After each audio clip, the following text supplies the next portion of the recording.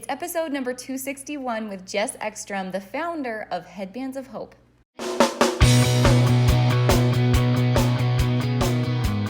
Let's talk about your business, strategy, and the juicy details of what actually works, from mainstream fashion to fashion on Main Street and the entire ecosystem behind it. How do we scale your company and do it with the balance and the happiness that we all seek?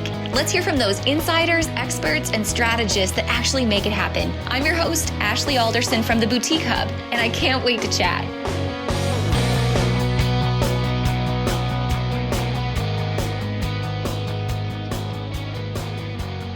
For those of you who have been around the Boutique Hub for a while, you've probably heard me talk quite a bit about the importance of knowing your why and how being in business isn't about selling a widget or making money, putting cash in the bank, dressing up in pretty clothes, all the things, you name it, right?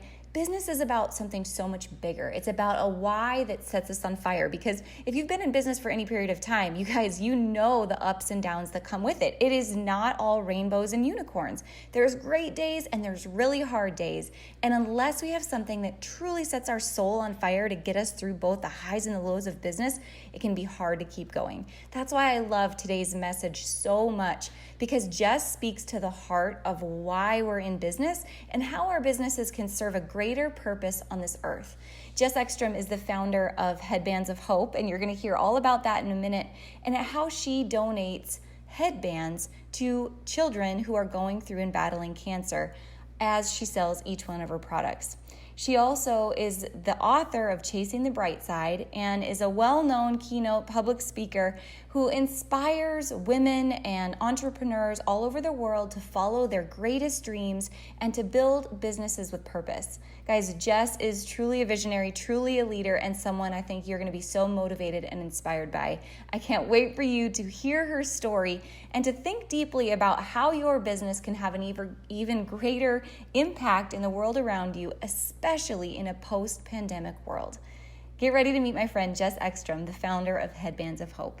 Hey, you guys, I am so excited about our guest this week. I know you have probably heard her story somewhere along the lines because she's been covered in every major media outlet there is, but also a fellow member of our boutique industry. I'm so excited to welcome Jess Ekstrom, the founder of Headbands of Hope and author of Chasing the Bright Side, to the show today. Jess, thanks for being with us. Thanks for having me. I am excited to be here. Oh man, you and I were just chatting that we could probably squirrel on so many different topics today, but more than anything, I think we're in this crazy time period right now that has brought all of us back to the reality of there has to be a purpose to what we're doing every day.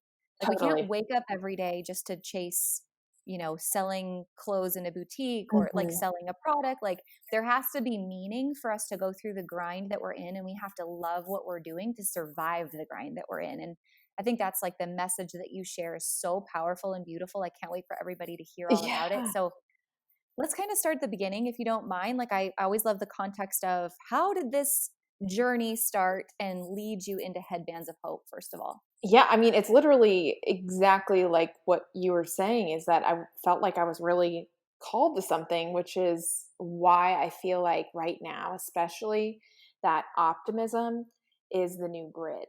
It is how we are getting through this, by having to believe in what we're doing.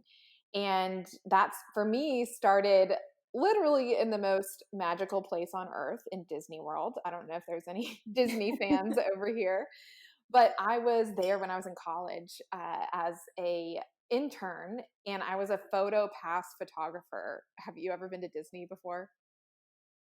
Actually, I haven't. Is that weird? That is weird. That's usually not the answer I get. It's usually I know we did not when I was a kid. We grew up like kind of poor, did not go on vacations Yeah. as kids. So it's my dream to take my kids to Disney because I've never been there. I mean, it is expensive too. Like I remember like it was pretty penny to be. But when I was there, I didn't know if you were familiar, because there was always these people that want to take your picture as photo pass photographers. And that was my job. I was there as a photographer in Magic Kingdom and Hollywood Studios. And my favorite thing that I got to do was I got to photograph kids that were there on their wish through the Make-A-Wish Foundation. And so I got to see them like meeting the princesses or seeing the castle for the first time. And I just absolutely fell in love with the foundation. And so when I got back to school my sophomore year at NC State, I applied for an internship for Make-A-Wish.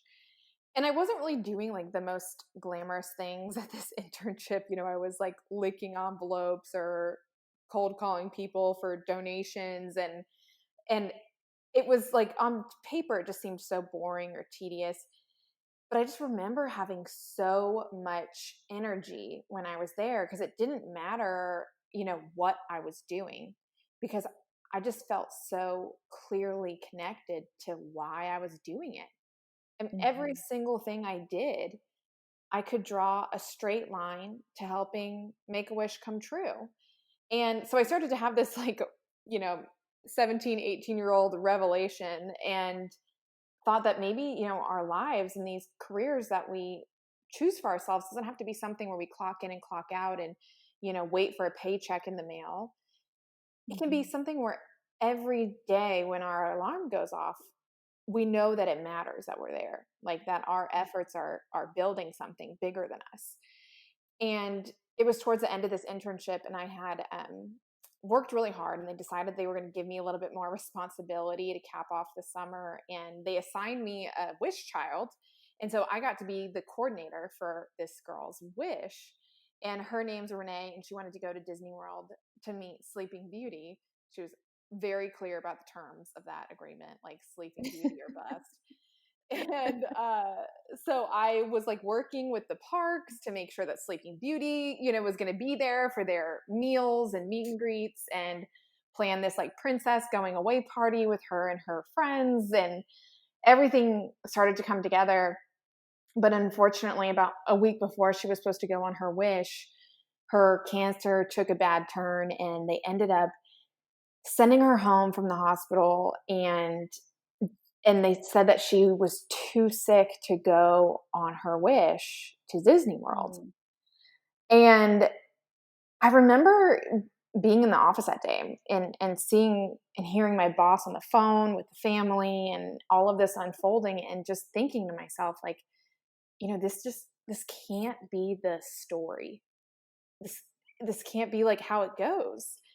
And because we have these experiences that are these tangible life events that we can't control. Maybe you were forced to close your store, or maybe you can't control what the weather is or if there's traffic on the highway. But our stories are how we really internalize and respond to our life experiences. So although we might not be able to control everything that happens in our day, we can always control the meaning that we give to it and what we do next. And so I went onto Google, and I looked up this local costume shop in Charlotte, and got this Sleeping Beauty costume. And a few hours later, I arrived on her doorstep dressed as Sleeping Beauty, and spent the whole day with this girl and her family in character. She totally bought it. And it was just one of the clearest before and after moments of my life. And she was wearing a headband that day, and it was like a trend that I had seen, that kids who would lose their hair to chemotherapy loved to wear headbands after hair loss as Mhm. opposed to wigs or hats. And that was the moment that I thought, why not me? And just got that kick of passion to just go for it. Mm.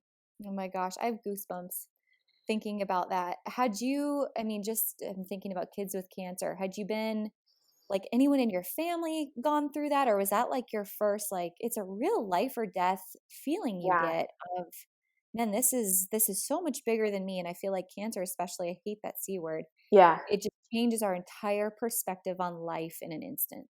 I felt like that was my first introduction to humanity. And I know that sounds Mhm. super deep, but it was like the first time I realized just how precious life Mhm. is, and moments and stories and people. And it's also one of the things I realized, it's the small things that Mhm. that make us who we are, that we can bring joy to other people's life. And that's why I'm so proud of Headbands of Hope, is that we Mhm. gift the small things that make a big impact. For every headband sold, we donate one to a child with an illness. And we're living proof that you don't have to always, start a revolution or solve world hunger or do these big Mhm. things to make a big impact. Oh my gosh, that's so true. It's all the small things that matter. I think about as a cancer survivor, but again, being an adult, I guess a college student at that time, there was a wig charity near me that would, for every wig bought, you got a free wig. And same thing, like when you're a cancer patient, and I'm sure you've seen this, all people want to do, especially during chemo, when you feel like you've lost your sense of identity, is you just want to feel normal. Like Yeah. you just want people to treat you like normal. You want to feel normal. So what you've created has given that to people And even in just a beautiful way. like even right now with, I was thinking about this, like boutiques and fashion, like being in Mhm. quarantine like that I am right now. I'm like, man, what I would give for just like a new outfit to feel normal, or just like something Yeah. where you look in the mirror and you feel good about yourself. And that's what I think, like, fashion can do that for people. And that Yes. small, like that small thing that can just make such a big impact on your confidence and self-esteem, and just that Mhm. train of thought that we have, that inner dialogue that can just change everything. Yeah, I say that a lot, like, at the end of the podcast, especially when I interview boutique owners, it's always going back to what is the big why in your business? Because I think a lot of people do look at fashion as, oh, it's vain or it's a non-essential business or whatever, but when you're in it, you know that it's a like you're impacting people's lives. You're building confidence. You're giving them something that they cannot find anywhere else. You are a counselor for your customers. I mean, I could go on and on, but Absolutely. there's always a bigger purpose. Yeah. So, how did you lean into that? Like, did you go home? Did you start making headbands? Like, you went to Made some Hobby headbands. Lobby? They looked like crap, so moving on from that. But no, I mean, going back to the confidence things real quick, it made me think about, like, the first time I knew this was working was, I had started shipping headbands to different hospitals. I hadn't even sold any yet. I just wanted to see if this is what people wanted, and maybe get Mhm. some stories.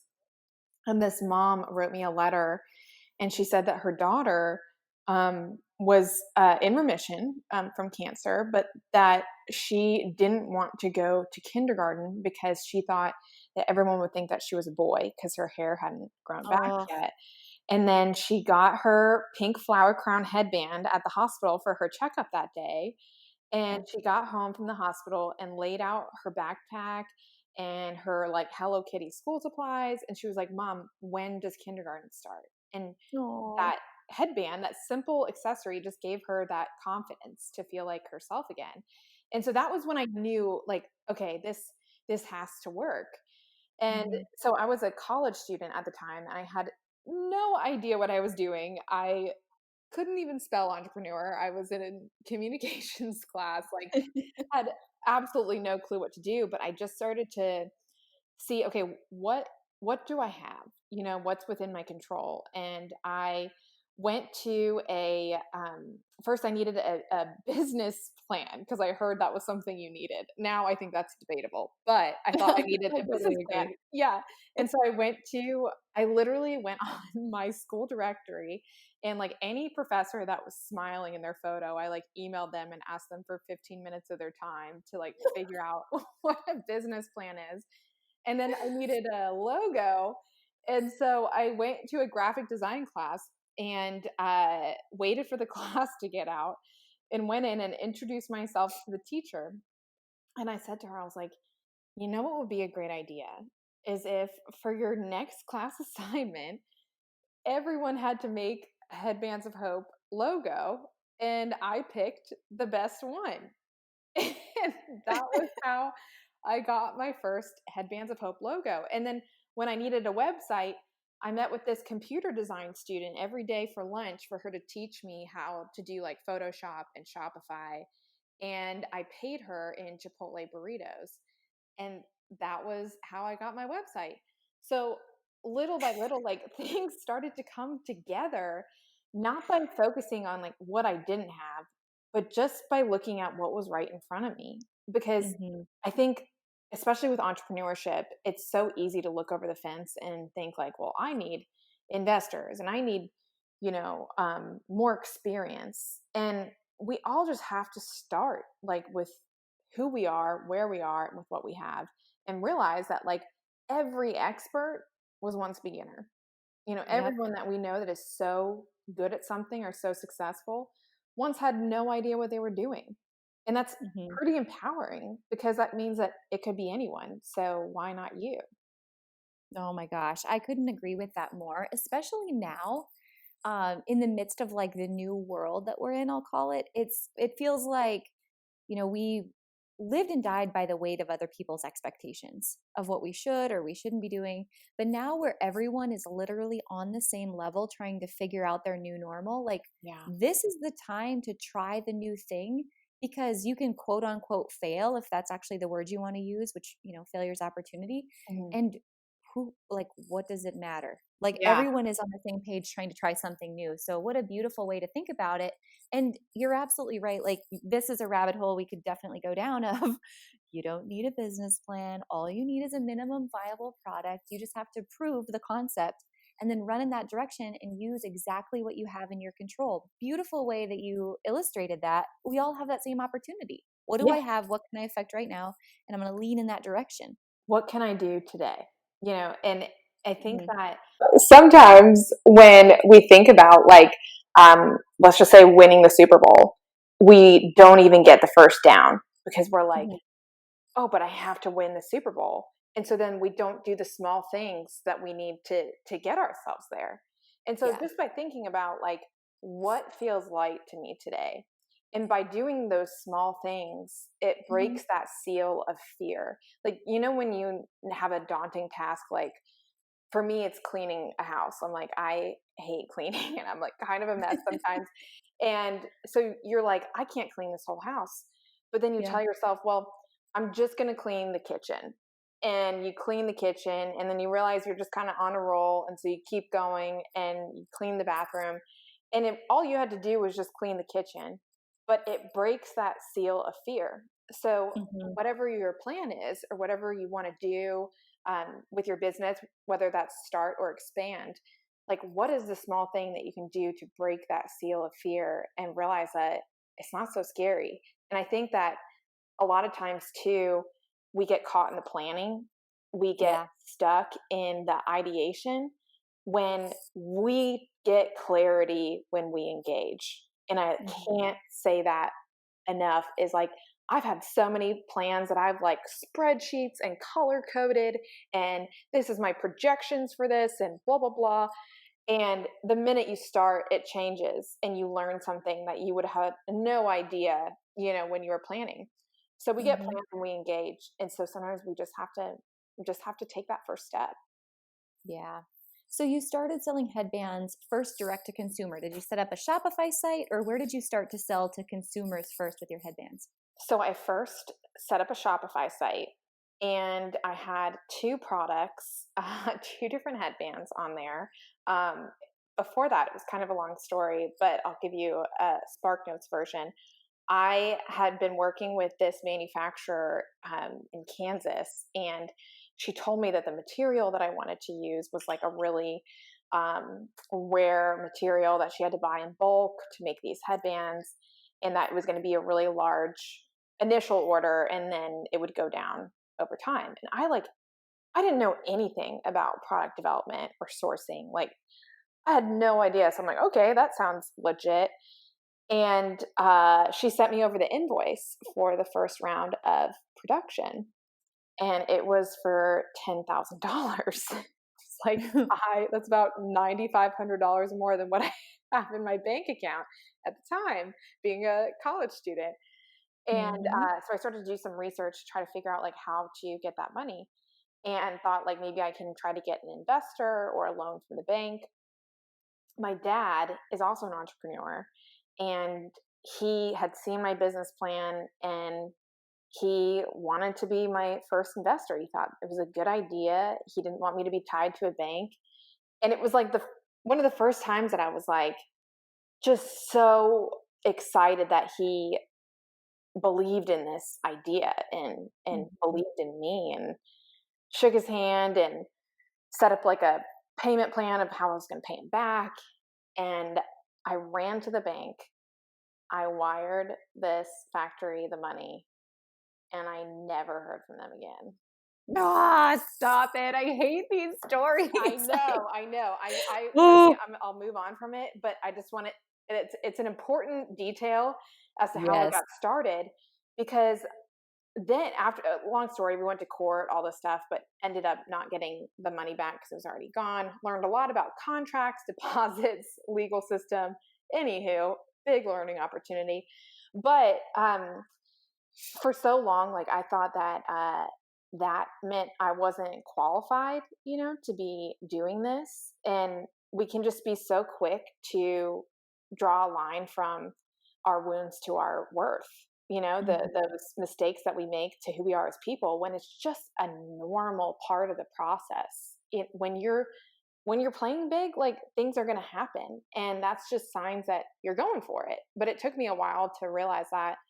But I ended up starting my Shopify website with 2 headbands from this supplier that I found on Etsy, who let me buy really, really low minimums because I didn't have, I was negative 10,000 at the moment, and just wanted to get something up there and get started. Mhm. So I started with those 2 products, launched my website April 25th, 2012. And my first order was from my mom. It's like, thanks, Yes. mom. Thank you, mom. Still my number one customer today. The warehouse will call me and they'll be like, your mom just placed another order. But for it was a while before I started getting orders from people I didn't know. And I remember when that happened, it was like this article in Fitness Magazine, and this was 2012 when blogging was like really popular. And it Mhm. was these 5 fitness bloggers to watch. And I reached out to each one and I said, I'm starting this company, Headbands of Hope. For every headband sold, we donate one to a child with cancer. If I send you some, will you, like, if you like them, will you share about it on your blog? After I reached out to 5 of them, all 5 of them, 2 of them got back to me. One ended up posting. And I remember the day that she posted, I got like $500 worth of orders from people I didn't know. And that felt like I made it. I was like, Yeah. holy cow, someone out there has purchased this thing that I created and they have no idea who I am. Mhm. And that was when I felt like, okay, this is going to work. Man, that is so so cool. So, how did you I want to back up because you were talking about Fitness Magazine, right? They were Mhm. in Fitness Magazine. You started to reach out to collaborate, people started to buy, but all of a sudden you started to find yourself in all these magazines. And like from a business strategy standpoint, how did you do that? I know there's so many people that would love like how do I use PR to my advantage? How do I tell my story? How do I get, that type of reach? How long after that 2012 point did you start to get yourself into magazines and use PR? Oh, totally. Um, so I first got started when I was right after I started Headbands of Hope in college. I interned at the Today Show in New York for the summer. And so I was in broadcast, like, you know, in the weeds, if you will. And when Mhm. I had like off days, I would literally just like find anyone that I could that worked in media and try to set up these meetings, and just let just get me in there. And I would come in with like a box of headbands, give my pitch. Really nothing ever came from it for a long time, but then I would keep this file of any kind of contact that I had, whether it's a local news contact, Mhm. a magazine contact, a broadcast contact, and just keep it on this like Google sheet. And then anytime something cool would happen with Headbands of Hope, or a new product, or a donation milestone, I would personally reach out to this list that I started creating. Another good way to do that is a service called Haro. It stands for Help a Reporter Out. And it's basically an email that you get every day where reporters are looking to talk to people for stories. So sometimes there will be something in there that's like, hey, we're looking for a gift guide for Lauren Conrad's favorite things, or, whatever it might be. Mhm. And so we would always just pitch to those, and little by little we started to grow our reach. And then once we had the finances, we had did hire a PR firm for some different campaigns that we were doing. But it was really just like swallowing your pride and being persistent. Oh man, and that's the key. And that's something, I mean, just like in our conversations about all aspects of business, I think that's something that you are so good at, that I feel like I'm learning from and that all of us can learn from, is the answer is always no unless you ask. Oh Like yeah. you've got to be very persistent and continue to knock down those doors. And we've been talking recently, inside of Retail Boot Camp, we did like a whole module on PR. And that was kind of the thing, like, how can I serve someone? And it goes back to Haro, really, because you're helping someone fill a need.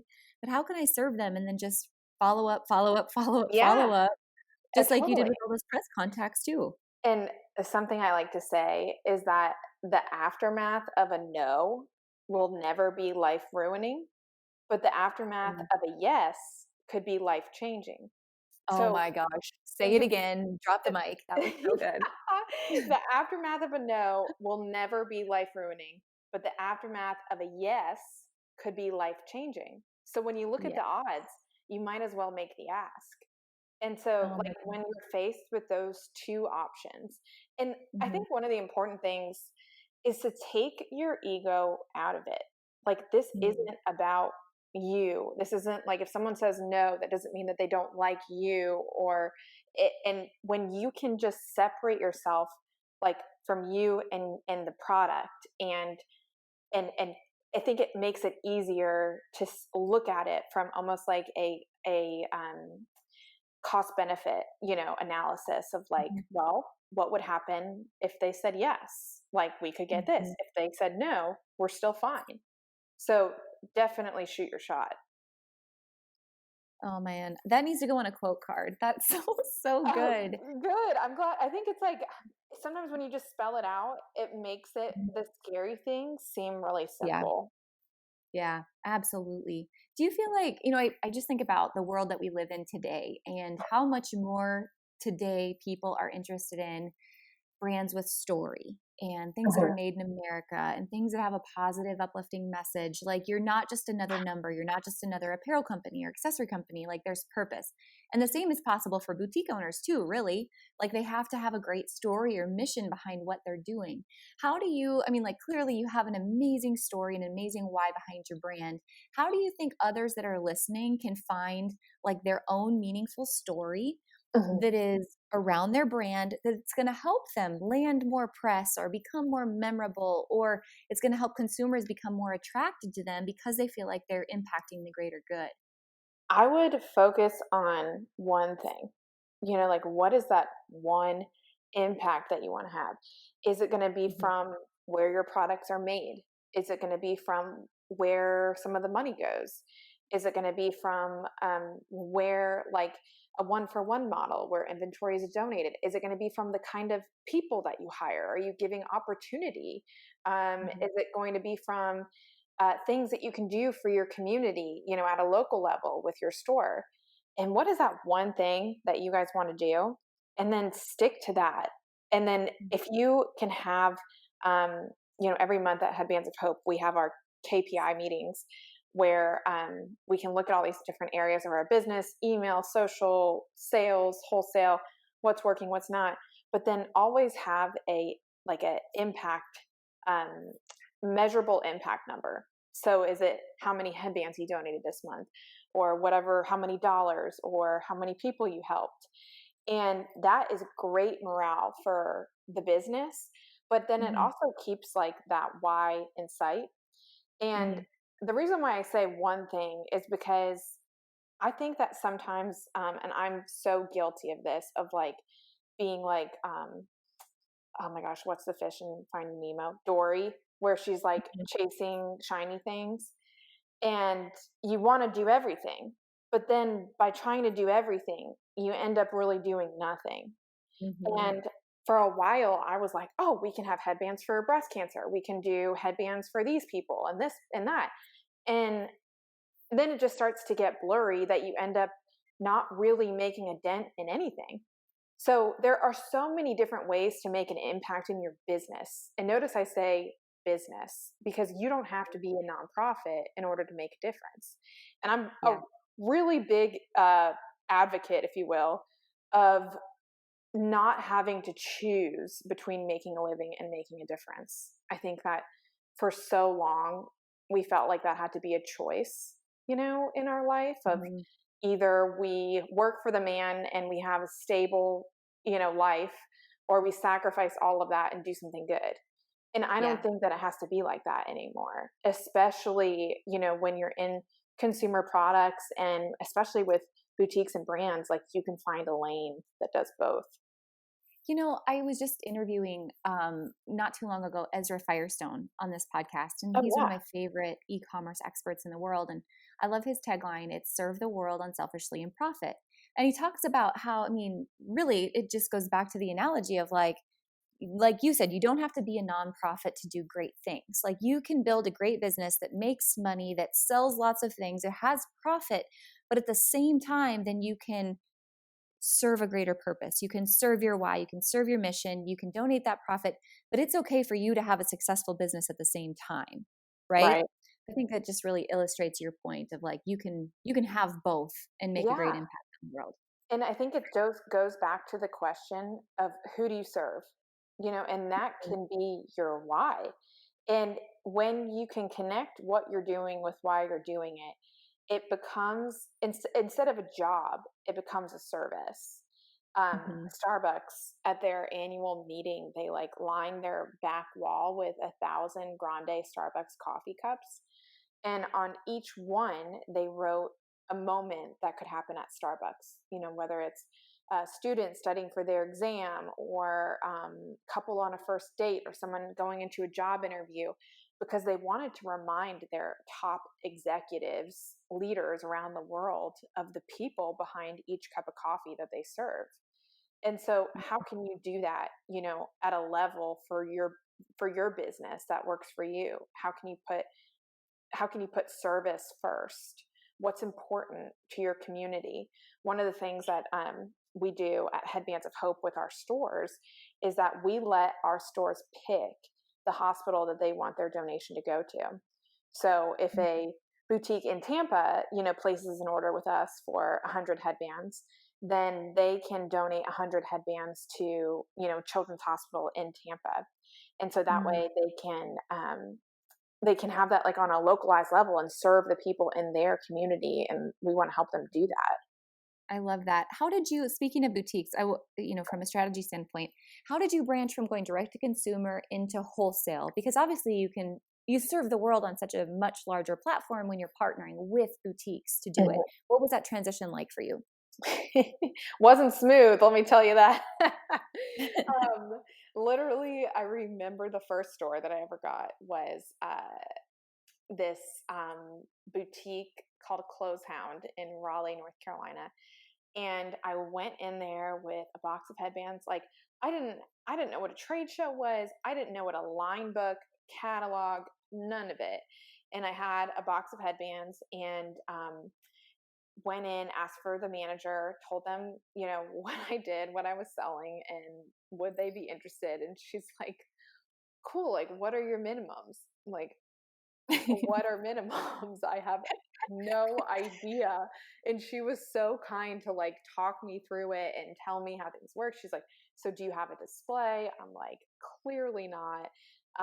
And so I remember like going in there with like a cork board for their display, which was such an awful idea because you end up like puncturing the headbands. But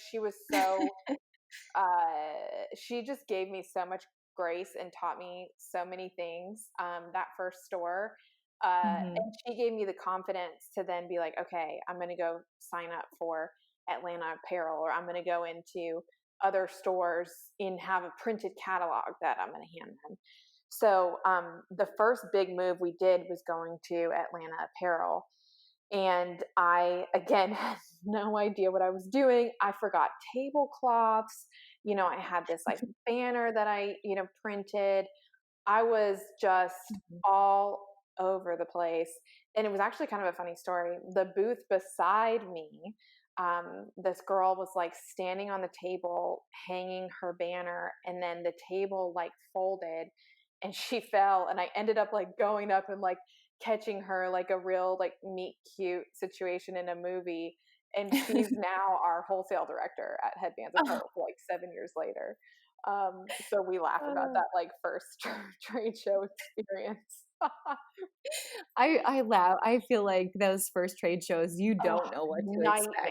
nightmare. But then Yeah. we really started to gain traction once we kept coming back. But first, I didn't come back for 3 years after that. I was so traumatized after my first trade show because I maybe made 2 orders from people that just probably felt bad for me.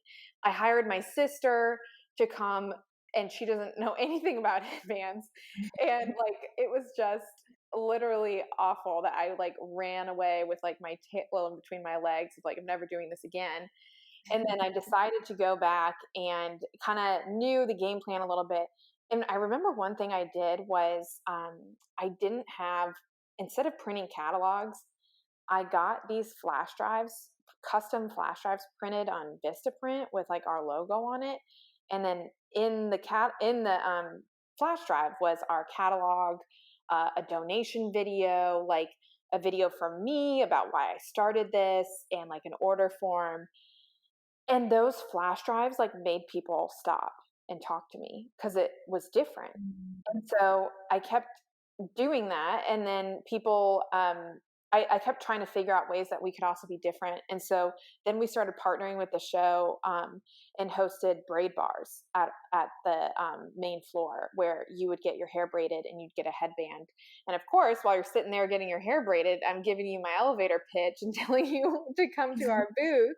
And that was really great for traffic as well. Just like figuring out how can we be different and stand out. Oh my gosh, that's so smart. So smart. Now, you've also kind of pivoted into, you have masks that you're doing today as well, correct? Yeah. So when COVID happened, and then we realized that there was a shortage of masks, we kind of came together as a team. First, we were already worried about our business. You know, we had no idea what was going to happen, and are people going to be shopping? And we're like, well, why don't we just meet people with what they need right now? And right now it's masks. And so we stopped production of headbands for a little bit and started making masks, and shifted our model. For every headband sold, we donate a mask to a healthcare worker. And in just a Mm. few weeks, we've donated over 50,000 masks.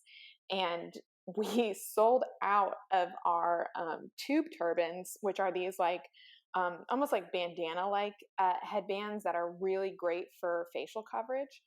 Uh, Mhm. and so we have been rushing like to get more inventory in.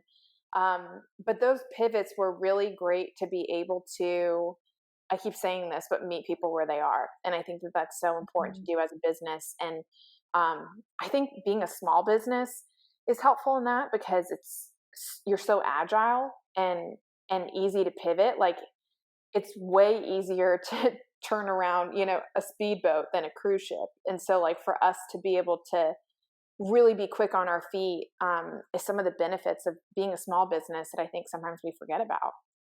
Yeah. Oh man, so true. And again, going back to the impact you can make every step of the way. You also have a book. I mean, I feel like I'm like, and this, and this, Oh and my this. You've gosh. got all these amazing things going on. Talk to me about the book. So Chasing the Bright Side came out in November with HarperCollins, and it was totally one of those like, I mean, just lifelong moments of can't believe this is happening. I've always loved writing. And I wanted to write a book about a lot of what we're talking about now, of just like, you don't have to have it all figured out to do Mhm. something good. And it's really that key to success isn't about having the skill sets. It's about doing something that you believe in, because that will be the ticket to your resilience. And that will be what separates you from the rest, is feeling like you're scratching an itch. You know, you're solving a Mhm. problem, you're providing a need, you're serving people. And so chasing the bright side is how we can do that in our life, in our business, how we can use optimism to really activate our purpose in our life, and kind of just be in control over our own story. And so it's been so cool to see the success of it. Apple picked it as their audiobook of the month, which I was Oh like, my gosh, what? that's awesome. And funny story, when I was recording the audiobook in Nashville, I was recording at this like music studio, and Chris Stapleton was in there Shut the recording. front Yeah, door. What? I know. And I got a picture with him, and tried to play it cool, but definitely didn't. I was like, Oh I my had god. so many regrets. I was like, I should have asked him to come read a line from the book. Like, how Oh my crazy would that gosh. have been? Like, only on Audible, you'll get the Yeah. Chris Stapleton version. Oh my gosh, yeah, and Forward by Chris Stapleton Oh my gosh. while I was Lim- petting his beard, like, what?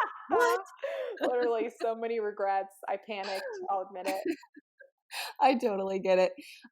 That is so cool. We'll link it up, so if you guys are interested in the book, you can catch that, but I think what a great time for that, because I think so many people now, and I'm not just talking about the boutique world either, I think everyone in general now is finding that they don't wanna spend time being unfulfilled anymore. I just think Exactly. we all are like leaning into that. How do I live life with purpose? How do I do what makes me happy every day? I think there's going to be a lot of people changing careers, Yeah. changing paths after And just this, which, man, what a reevaluate it. I think that this yeah, such a like this pause is giving so much time for reflection, even with myself, and just how sometimes caught up I've been in like the attention of all of this, mhm, and really focusing more on alignment. But I think yeah, right now, Chasing the Bright Side has had like a spurt of sales during quarantine, because this is the message that we need right now. And absolutely. understanding that, yes, there's going to be problems, but new problems also mean new solutions, because optimism isn't about being happy all the time. Mhm, Optimism isn't a mood, it's a strategy. So it's like, yeah, how can we use optimism, and not in a way that we're like, throwing flowers in the air and like always being mhm, happy, but how can we use it to bring good to our community and just have this confidence that the future is going to be good? And yeah. I think that's what we really need. Even uncertain times, it doesn't mean that the future has to be bad. Oh, that's so good. Yeah, I so agree with that. It's knowing that everyone's going to have a down moment, but it's what you do next that's what optimism is to me. Yeah. What's the next action you're going to take after you have that moment? That's And so beautiful. and I think also, like, when we talk about fulfillment, and that's what we really want. We want to, Mhm. yes, success, whatever success means to us, but we all just want to feel like we're doing something that matters. But a lot Yep. of times we think about fulfillment as a destination we hit one day, but fulfillment is really more of a choice to how we live our life every day.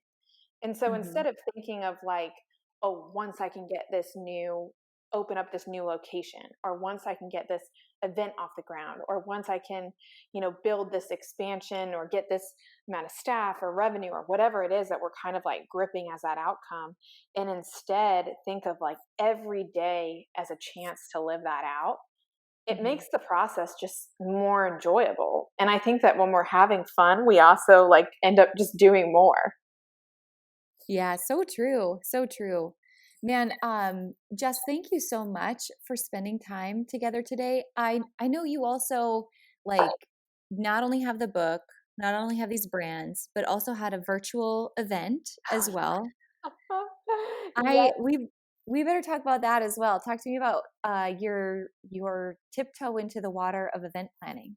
Oh my gosh. I know we were chatting a little bit before we started recording, because I think we're both in the season of pivots right now, just like everyone else. But Yeah. so we were hosting the Brightside Conference. The book is Chasing the Bright Side, doing the Brightside Conference in March. And we had all these plans, had been planning it for like 2 years, and 400 women coming out, and trampolines, and food and speakers from around the world. And it was March 21st. And if anyone remembers like when things started to go down, it was like 6 or 7 days before that.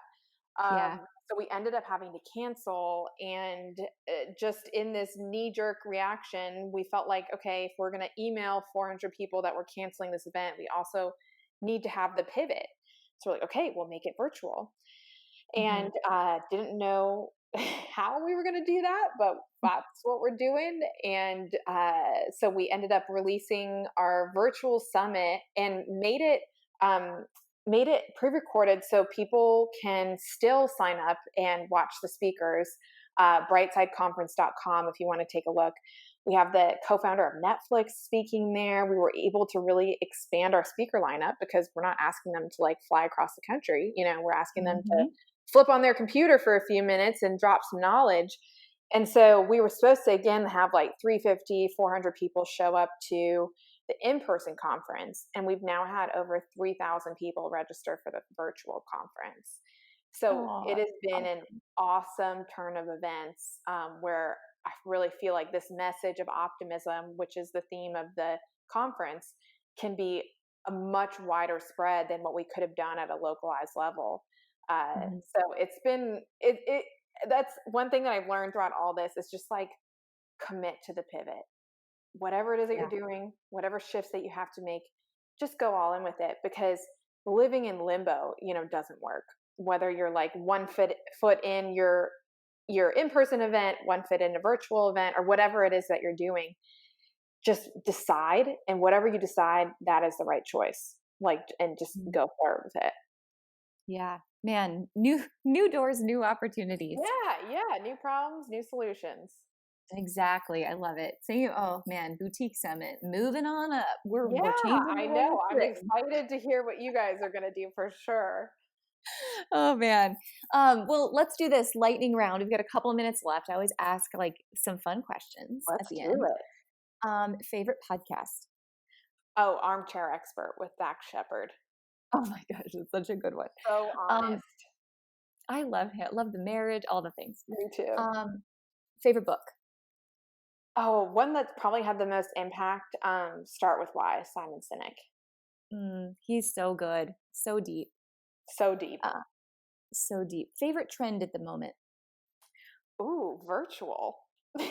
I know maybe you were thinking like fashion trend, but I I know. I was love like, how wait, what? people are turning gatherings virtual. I feel like that's a trend right now that I love. And I always will love headband trends. Of course. How about what's one trend? Okay, I'll say fashion trend that you wish would come back. Oh, fashion trend that I wish would come back. Well, I am so glad that high-waisted jeans are back. Can we never do low rise again? Yes, muffin Um, top mama. Ooh, yeah, right. And then I really love like, and it's kind of coming back now. A lot of like the '90s like athleisure, kind of like Adidas stuff. We brought scrunchies back on the website, and those have been killer. So I love like that '90s stuff coming back. love that. Is there a trend that you do not love that you wish would go away? That's a good question. Not a huge fan of like um of the crop tops right now. Like I'm Hmm. kind of over it. I think it can go well, and it's all about. I like things that are flattering on like a lot of different bodies. And Yeah. so those are things that I sometimes feel like, okay, can we move them on out if it's very selective about who it looks good on? Good point. What scares you the most? Snakes, payroll, or internet trolls? Yeah. That's what scares me the most, because internet trolls, like, I have a rule that I'm like, I'm not going to take advice from someone who isn't walking in it right now. And Yeah. snakes, I can handle, but payroll, it's not that it scares me. I think that it just matters the most. Yeah. Man, that's the thing no one tells you about being in business that will keep you up at night Oh is my gosh. making Yeah. sure like payroll's good, you can take care of your people, like you feel like everyone's dinner table is riding on your shoulders. Totally. And especially with right now, like we haven't gotten the paycheck protection yet. And it's just like, oh, come on, please. Like, it's just, Yeah. I mean, but my team has been awesome with like pivoting and being able to kind of keep us afloat. But it's tough. Yeah. Crazy times. Man, Jess, this was so awesome to have you on the show. I love everything that you're doing. 100% support you. Cannot wait to work together more in the future, which I'm sure we'll be doing and sharing with everybody. But you're a boss. Thank you Thank for shining you. your bright light into the world. The world Thank needs that. you so much for having me. And I just want to say, you guys have been like a bright light for Headbands of Hope right now. Our wholesale director, I'll just tell you a story. Um, After, COVID was happening and we had a meeting, and our wholesale director had been feeling like obviously super panicked about all of this. And she said that she watched a video from you guys about how to pivot and like stay afloat. And it was something you guys did it so quick. I mean, right when all of this was coming out. And she said that she felt rejuvenated, she felt optimistic and like ready to take on these challenges because of your video. And she sent it Aw. to the whole team. And so we've just been really, really grateful that you guys are providing such a strong community and resources for people in this business. It's truly been amazing to watch. Oh man, that means a lot. Thank you. Man, I mean, as you know, sometimes you get so busy in the daily grind of like putting the things out there and you hope it has impact. So that to Totally. hear that it does have impact, It that truly means a does. So stop and smell the roses because they're there. lot. I appreciate it, girl. Oh Thank man. All right. you. Well, guys, follow up with Jess. Make sure to give her a follow on the gram. Follow Headbands of Hope. We'll put all the links in the show notes, plus links to get the book. And you'll be hearing more from her soon. But Jess, thanks again. Thanks for having me. You guys, I hope you are so fired up after this episode.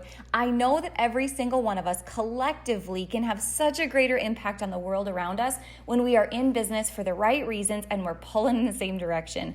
I love Jess's story and how she's inspired wholesale companies, retail companies, companies like the Boutique Hub to do even more with our purpose.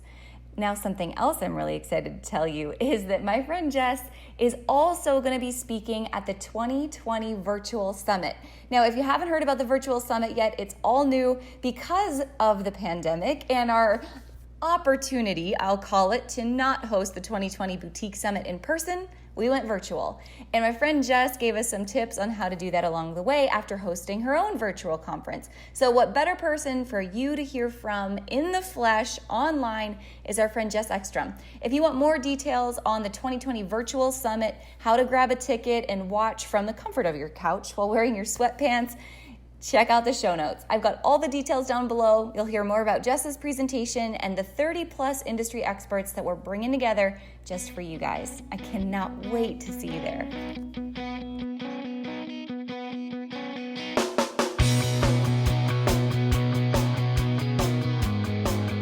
Hey guys, thank you so much for listening to this episode. We hope that you loved it. Don't forget to hit subscribe and leave a rating and review down below for a chance to be one of our featured listeners each and every week. For more information on our spirit of community over competition and how to access complete show notes and bonus downloads from our guests, head on over to theboutiquehub.com and join the community. We'll see you next week.